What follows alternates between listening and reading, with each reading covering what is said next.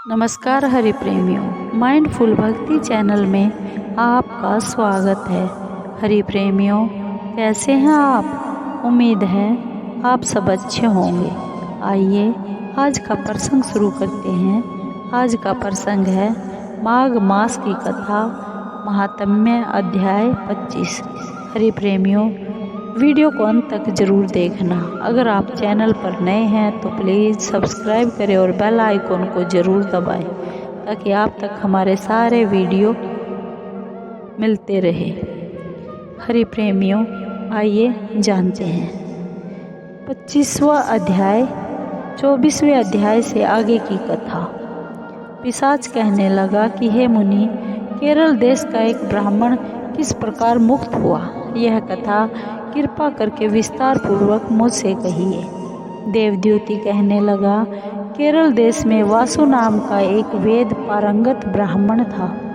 उसके बंधुओं ने उसकी भूमि छीन ली, जिससे वह निर्धन और दुखी होकर अपनी जन्मभूमि त्याग कर देश विदेश में घूमता किसी व्याधि से ग्रस्त होकर मृत्यु को प्राप्त हो गया।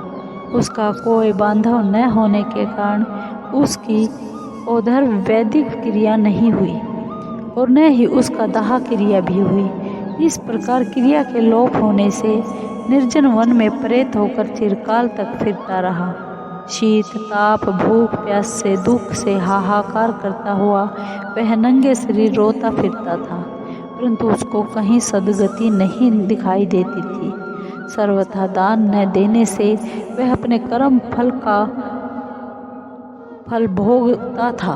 जो लोग अग्नि में आहुति नहीं देते, भगवान का पूजन नहीं करते, वे आत्म विद्या का अभ्यास नहीं करते, अच्छे तीर्थों से विमुख रहते हैं। जो लोग दुखी लोगों को स्वर्ण वस्त्र तांबूल रतन फल तथा जल नहीं देते तथा छल कपट से जीविका प्राप्त करने वाले, दूसरों तथा दूसरे की स्त्रियों का हरण करने वाले, पाखंडी कुटिल चोर बाल वृद्ध तथा आतुर और स्त्रियों पर निर्दयता करने वाले, आग लगाने वाले, विष देने वाले, झूठी गवाही देने वाले, कुमार्ग पर चलने वाले, माता पिता भाई बहन संतान तथा अपनी स्त्री का त्याग करने वाले, जो सब तीर्थों में दान लेते हैं, पालन करने वाले, स्वामी को त्यागने वाले, गौर तथा भूमि के चोर, वेदों की निंदा करने वाले, वृथा द्रोह करने वाले, प्राणियों की हिंसा करने वाले, देवता गुरु की निंदा करने वाले, यह सभी बारंबार प्रेत पिशाच राक्षस तथा बुरी योनियों में जन्म लेते हैं। अतएव बुरे कर्मों से बचकर धर्म के कार्य तथा यज्ञ दान और तप आदि करने चाहिए, क्योंकि कर्म फल अवश्यमेव ही मिलता है। इस प्रकार प्रेत की गति देखकर पाप कर्म कदापि नहीं करने चाहिए। ब्राह्मण कहने लगा कि इस प्रकार उस केरल ब्राह्मण ने उस पर्वत पर अधिक समय व्यतीत करके एक मार्ग में एक पथिक को देखा, जो 2 गगरियों में त्रिवेणी का जल लिए हुए था। आनंद पूर्वक भगवान के चरित्र का गान कर रहा था। प्रेत ने उसका मार्ग रोक कर कहा कि तुम डरो मत, इस गगरी का जल मुझको पिलाओ, नहीं तो मैं तुम्हारे प्राण हर लूँगा। देवद्युति कहने लगा कि दुखी दुर्बल नंगे मुरझाए हुए तुम कौन हो? पैरों से पृथ्वी को स्पर्श न करके चलते हो। लोमस ऋषि जी बोले, प्रेत यह वचन सुनकर कहने लगा कि मेरे ऐसा होने का कारण सुनो। मैंने कभी ब्राह्मणों को दान नहीं दिया, अत्यंत लोभी क्रियाहीन, दूसरे के अन्न से पलने वाला था। मैंने कभी किसी को भिक्षा नहीं दी, न दूसरे के दुख से दुखी हुआ। प्यासे प्राणियों को मैंने कभी जल नहीं पिलाया। मैंने कभी छाता जूता दान नहीं किया, न किसी को जल का पात्र पान या औषधि किसी को दान दी। न मैंने अपने घर में कभी किसी अतिथि को ठहरा कर उसका सत्कार किया। अंधे वृद्ध अनाथ और दीनों को मैंने कभी अन्न से संतुष्ट नहीं किया और न ही किसी रोगी को मुक्त किया। न कभी ब्राह्मणों को दान दिया, न कभी अग्नि में हवन किया। वैशाख मास में किसी को ठंडा जल नहीं पिलाया, न ही मैंने बड़ या पीपल का कोई वृक्ष लगाया, न किसी प्राणी को बंधन से छुड़ाया, कभी कोई व्रत करके शरीर को नहीं सुखाया। इस कारण मेरा पूर्व जन्म सब बुरे कार्यों में ही व्यतीत हुआ। मेरे पूर्व जन्म के कर्मों से ही मेरी यह गति हुई है।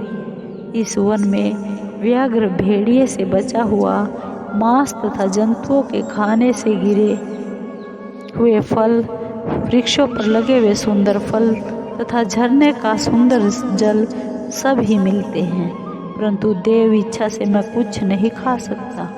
सर्प की तरह केवल पवन भक्षण करके जीवन व्यतीत करता हूँ।